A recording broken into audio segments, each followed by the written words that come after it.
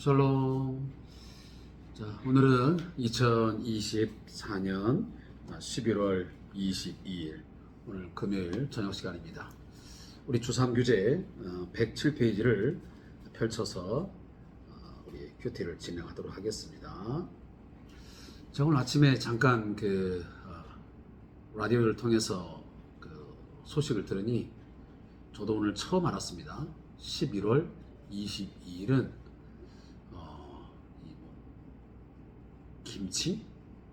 김치의 날이라고, 저는 그런 날도 있나 하는 생각을 가졌습니다. 우리 한국에 참 아름다운 문화, 또 고유한 문화가 있다면 이 김장당국이잖아요. 김장당국이.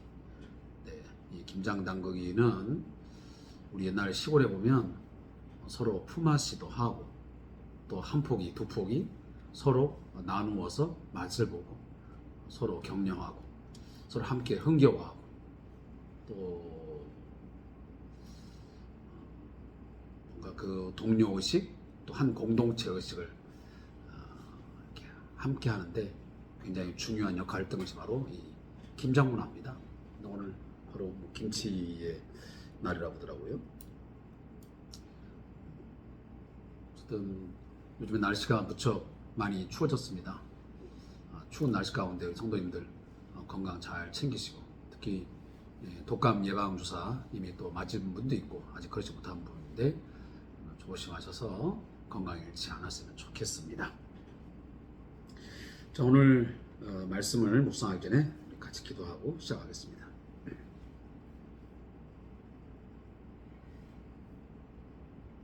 주와 같이 길 가는 것 즐거운 일 아닌가? 우리가 살아가는 이 삶의 길, 때로는 아름다운 꽃을 보면서, 또 좋아하는 노래를 흥얼거리면서 즐겁게 걸어갈 때도 있지만, 때로는 원치 않지만 마음 아프고 힘겹고 정말 고통 가운데서 한 걸음 한 걸음 걸음을 내딛고 살아가야 되는 그런 날도 있습니다. 주님, 우리가 어떠한 삶의 여정, 어떤 길을 걸어가든지 주님이 우리의 참된 목자가 되시며 우리의 인도자가 되시고 우리와 동행해 주시는 주님인 것을 믿습니다. 주님, 우리가 혹여나 광야길을 걸어가고 거친 자갈밭을 걸어간다 할지라도 주와 함께 걷는 길이라면 즐겁게 기쁨으로 찬송하며 이 길 걸어가도록 인도하여 주시옵소서. 모든 것을 능하게 하시고 극복하게 하시고 이기게 하시는 그 주님의 손 꼭 붙들고 이 길, 신앙의 길, 믿음의 길, 생명의 길 걷게 하여 주옵소서. 오늘도 말씀을 묵상합니다. 하나님 말씀 통해서 우리의 인생의 목표, 우리의 좌표 잃지 않게 하시고 늘 주를 바라보고 주님 십자가 붙들고 살아가게 하옵소서.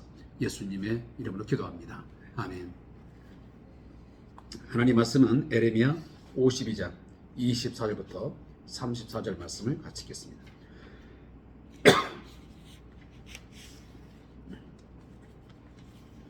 에레미야 52장 24절부터 34절 말씀입니다.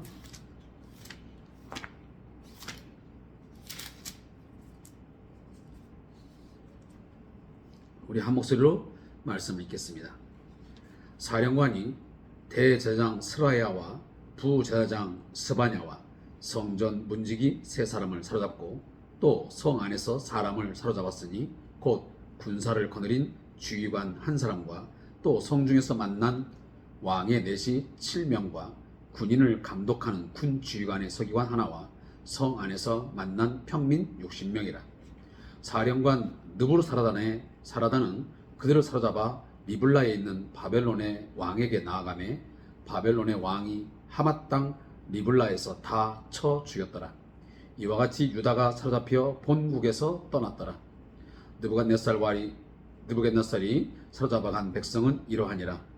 제7년에 유다인이 3023명이요 느부갓네살의 18째 해에 예루살렘에서 사로잡아간 자가 832명이요 느부갓네살의 제23년에 사령관 느부사라단이 사로잡아간 유다 사람이 745명이니 그 총수가 4600명이더라.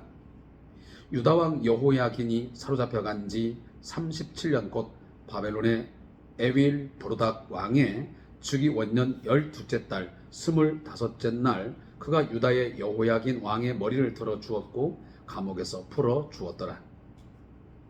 그에게 친절하게 말하고 그의 자리를 그와 함께 바벨론에 있는 왕들의 자리보다 높이고 그 죄수의 의복을 갈아 입혔고 그의 평생 동안 항상 왕의 앞에서 먹게 하였으며 그가 날마다 쓸 것을 바벨론의 왕에게서 받는 정량이 있었고 죽는 날까지 곧 종신토록 받았더라.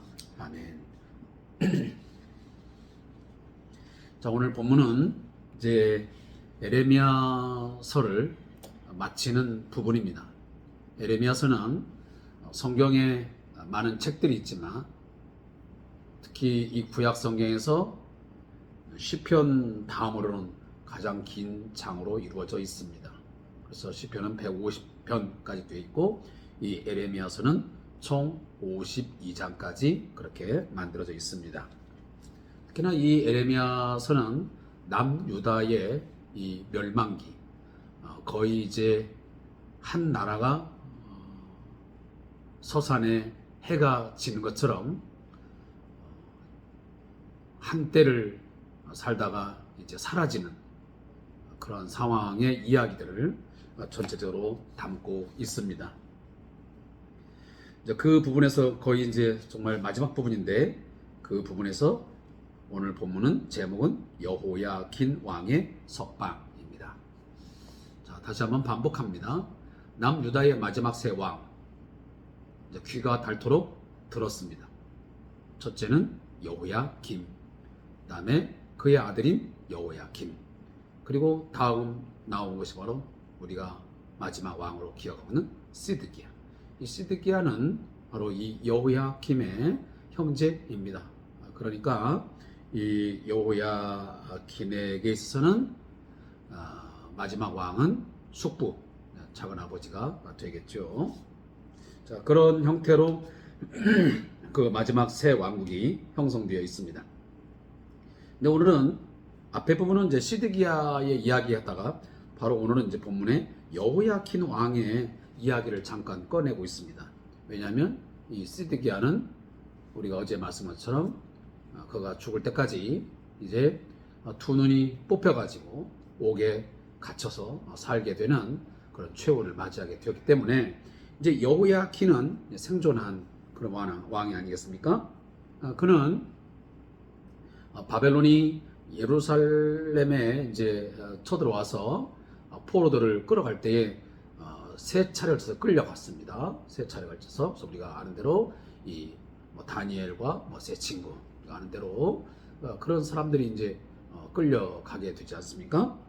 그런 가운데에 이제 여호야킨도 끌려갔습니다.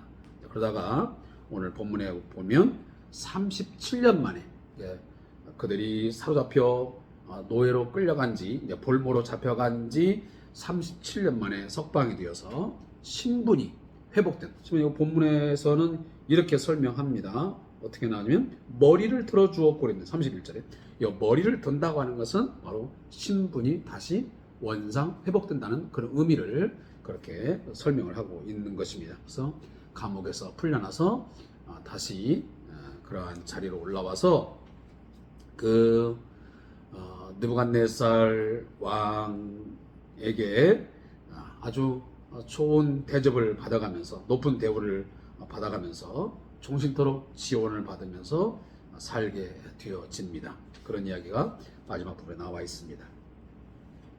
자, 본문의 요약을 한번 잠깐 보겠습니다. 자, 느부사라단. 자, 느부사라단은 누구냐? 여기 이미 우리가 앞에서 잠깐 보았습니다. 52장 12절 보면 바벨론의 느부갓네살 왕의 19째 해 하시면 19년 5째 달, 그러니까 5월 열째 날 5월 10일에 바벨론 왕의 어전사령관 느부사라단이 그랬습니다. 그러니까 이 느부사라단은 어떤 사람이냐 하면 이 바벨론 왕의 어전 가장 측근의 어떤 그 사람으로서 사령관이었습니다. 그 사령관이 오늘 본문에 보니까 누구를 지금 사로잡냐면 대제사장 스라야와 부제사장 스바냐와 성전 문지기 세 사람을 사로잡고 성 안에서 사람을 사로잡았으니 하면서 많은 그 예루살렘 이제 성 안에 있는 또 성전에 있는 사람들을 붙잡아 가지고 이 바벨론 왕에게 이제 갔더니 그 바벨론 왕이 그들을 다 쳐 죽이는 그러한 상황이 있었음을 오늘 본문에서 이야기하고 있습니다. 제가 이미 여러분이 여러 번 걸쳐서 말씀드렸지만 하나님께서 계획하시고 하나님이 행하시고자 하시는 모든 일들은 하나도 실패로 돌아가거나 또 중단되거나 포기되지 아니하고 또 인간들이 아무리 계략을 꾸미고 또 항거를 하고 한다 할지라도 결국은 그 뜻은 그 일은 반드시 이루고야 만다는 사실. 자, 여러분들에게 제가 여러 번 반복해서 말씀을 드렸습니다. 그래서 또 이 바벨론에게 끌려간 그 포로들, 사로잡혀간 사람들을 전체적으로 지금 이렇게 쭉 이야기를 하고 있습니다. 자, 이 이야기는 왜 할까요? 이것 또한 하나님의 말씀대로 되었다는 것을 증명하기 위해서입니다.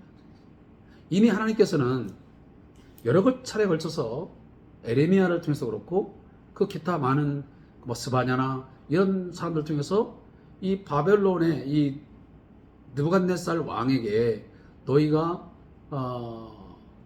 항복하지 아니하면 이런 일이 다시면 포로로 끌려가게 되고 예루살렘 성전이 회파되고 이런 일이 있게 될 것을 미리 말씀하셨습니다.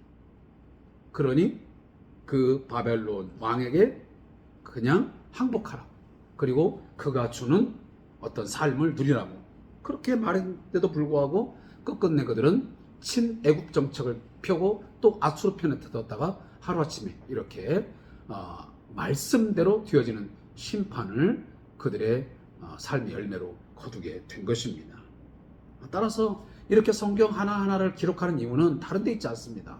결국 하나님께서 말씀하신 대로 그대로 되었다, 성취되었다. 그래서 하나님은 반드시 계획한 것을 이루시는 분이다 라고 하는 것을 신실하신 하나님, 반드시 진노하시고 보응하시는 하나님, 말씀대로 이루시는 하나님이라는 것을 우리에게 거듭거듭 강조해 주기 위해서 이 말씀들을 그렇게 자세하게 기록을 하고 있는 것입니다. 자, 그 이야기를 뭐 마지막까지 다 하고 있습니다. 그래서 느부갓네살의 통치한 지 18년에 몇 명? 3023명이 끌려갔고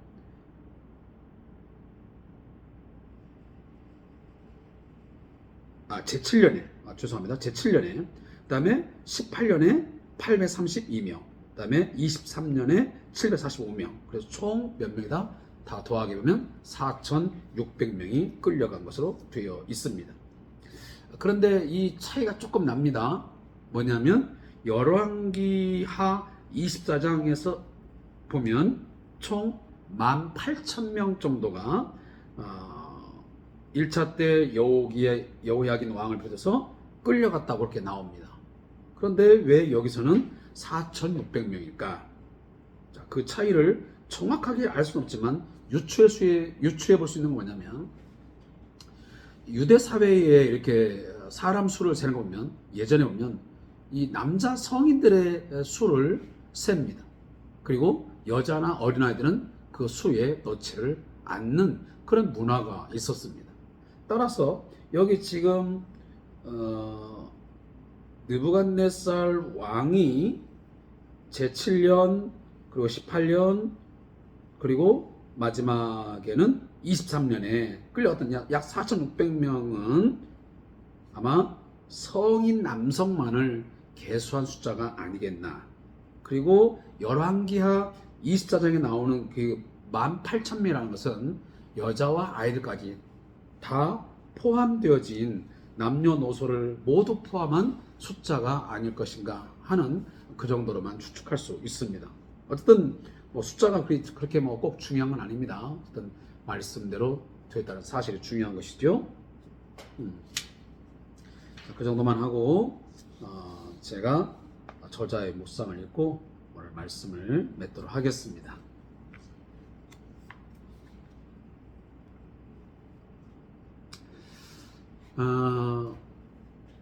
제가 전에도 잠깐 이제 말씀을 드린 적이 있는데 저자의 묵상의 내용에 보면 제가 이렇게 그대로 잘 하진 않습니다. 저도 나름대로 주관적인 또 판단도 있고 또 제가 생각하는 성경의 묵상의 내용이기 때문에 좀 차이가 날 때는 일정 부분은 생략을 하고 내가 다른 것으로 대체할 때가 있고 어떨 때는 제가 그냥 건너갈 때도 있습니다. 그런저런 부분들은 저의 또 주관적인 생각이 있는 거니까 이 점 양해를 부탁을 드리겠습니다. 그렇지 아니하고 또 이 주산 큐티를 갖고 있는 분들은 그 책의 내용을 그대로 여러분들 읽어도 뭐 상관은 없습니다. 그러나 제가 볼 때는 앞부분의 내용들은 그렇게 중요하지 않은 내용이기 때문에 제가 그 부분을 읽지는 않겠습니다. 그러나 분명한 것은 오늘 이 하나님께서 에레미야서를 마치면서 마지막 이야기, 그 뭐냐면 여호야긴이라고 하는 이 왕이 한때는 포로로 끌려가서 정말 수많은 고통과 그리고 괴로운 그런 삶을 살았지만 결국 하나님이 다시 바벨론 왕의 마음을 움직여서 그를 다시 회복시켜서 높은 대우를 받으면서 종신토록 지원을 받겠다고 하는 이 내용은 뭔가 의미심장한 내용이 있습니다. 그건 뭐냐면 결국은 이 유다 백성들도 비록 포로로 잡혀가 큰 고통과 괴로움 그리고 환난의 시기를 살아가고 있지만 하나님께서 때가 되면 다시 그들을 말씀하신 대로 회복시켜서 포로에서 돌아오게 하여 이 여호야긴이 누리는 것처럼 그런 대우받고 그리고 뭔가 새로운 삶을 살게 하겠다고 하는 뭔가 소망과 희망을 주는 그런 뉘앙스가 있는 내용으로 끝을 맺고 있습니다. 결국은 심판을 하셨지만 훗날에는 결국은 그들에게 새로운 삶의 기회, 새로운 삶을 주신다고 하는 그런 미래에 대한 어떤 희망, 소망을 주는 것으로 본문이 매듭을 짓고 있습니다. 자, 이러한 이야기들은 오늘 우리에게도 큰 의미가 있습니다. 우리가 하루하루 살아가는 삶 어찌 쉬운 날이 있겠습니까? 저희 어르신들이 하시는 말씀이 있습니다. 하루하루 사는 게 고통스럽다, 괴롭다. 제가 이 이야기를 할 때마다 저희 어르신들하고 나누는 이야기였습니다. 제가 예수를 믿는 어르신이기 때문에 제가 그 이야기를 했습니다. 불과 며칠 안 됐습니다. 내가 어르신, 그러기 때문에 성경에도 그렇고 찬송가에도 있지 않습니까? 괴로운 인생길 가는 몸이, 인생길 가는 것 자체가 괴로운 것입니다. 고생, 괴로울 꽃자에 이 생 아니겠습니까? 괴로운 생이 바로 이 고생스러운 것이 우리의 인생이라 그런 말입니다. 그 원인이 어디 있습니까? 바로 아담과 하와의 죄로 말미암은 삶입니다. 가시와 엉겅퀴가 있는 삶. 우리는 그토록 꽃밭을 걸어가기를 원하지만, 꽃길을 걸어가기를 원하지만 여기저기에 사단이가 이 어둠의 세력이, 이 세상의 신이 가실 덤불을 놓고 돌짝 길을 깔아놓고 때로는 진흙텅이를 만들어 놓고, 그래서 우리도 하여금 거기에 빠지게 만들어, 허우적거리게 만들어, 세상의 사람들로 하여금, 돈으로 하여금 여러 가지 일로 인해서 여기저기 찔리고 상처받게 하고, 그러면서도 걸어가야 하는 길, 그게 바로 철로 역정이라는 그 책에서 보여주는 삶이 아니겠습니까? 그럼 우리가 천국 가는 그날까지, 하나님 나라 그 가는 그 마지막 순간까지는 철로 하늘 가는 그 길은 순탄하지 않고 고난의 연속이요 힘겨운 삶이 있다는 사실. 그러나 거기에 그것을 끝나는 게 아니고 반드시 하나님은 약속하신 것을 지키셔요. 뭘? 우리들에게 그때그때마다 이길 수 있는 힘을 주시고 지혜를 주시고, 우리로 하여금 예수 그리스도의 십자가의 그 죽으심과 부활의 영광, 그 부활의 승리를 맛보게 하시고, 그리고 하나님과의 하나님이 동행하시고 하나님의 도우심들을 우리로 하여금 경험하게 해서 하나님을 바라보게 만들어 마침내는 우리에게 주시는 저 새하늘과 새 땅, 영광의 그 나라를 우리에게 주실 줄로 믿습니다. 그 소망 갖고 우리 살아갈 수 있으면 좋겠습니다. 그래서 어떤 상황에서도 왜 나만 겪는 고난이냐고, 왜 나만 이런 일을 당하냐고 때로는 슬프고 애통하는 그런 우리가 애가를 불 때는 있지만, 마지막 가서는 그래도 하나님을 우리가 신뢰하고 오히려 그런 일을 통해서 하나님을 더 바라고 하나님의 약속을 붙드는 그런 진정한 신앙인으로 이렇게 남으실 수 있기를 바라겠습니다.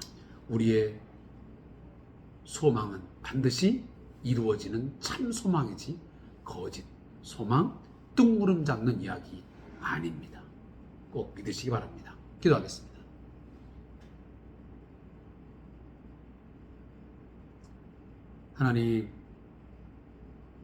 하나님은 신실하신 하나님인 것을 믿습니다. 당신의 말씀대로, 약속대로, 뜻하신 대로 이루시는 전지전능하신 완전하신 하나님 것을 믿습니다. 그 하나님 앞에 때로는 우리들이 이해할 수 없고 감당할 수 없을 것 같은 그런 일들이 있지만, 하나님 저에게 큰 믿음 주셔서 그 어떤 상황에서도 어떤 환경에서도 믿음을 저버리거나 세상으로 돌아가지 말고 오직 십자가 붙들고 말씀 붙들고 서게 하여 주시옵소서.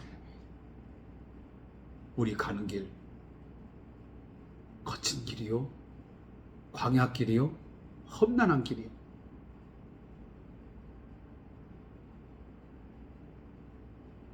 짐승들이 울부짖는 그런 두려움과 공포의 그런 세상이지만, 여러 가지 가시들이 계속적으로 우리를 찔러대고 고통스럽게 하는 우리의 삶의 상황이지만, 여기에서 우리가 쓰러지거나 아주 엎드리지 아니하고 하나님의 손에 붙들린 바 되어 승리를 맛보며 찬송하며 이 길 가게 해 주옵소서. 주기철 목사님이 그 모판을 밟으면서도 끝까지 하나님 신뢰하고 하나님 의지하며 그 길을 걸어갔던 것처럼, 우리 또한 이 세상의 이 길을 찬송하며 저 높은 곳을 향하여 나아가게 해 주옵소서. 예수님의 이름으로 기도합니다. 아멘.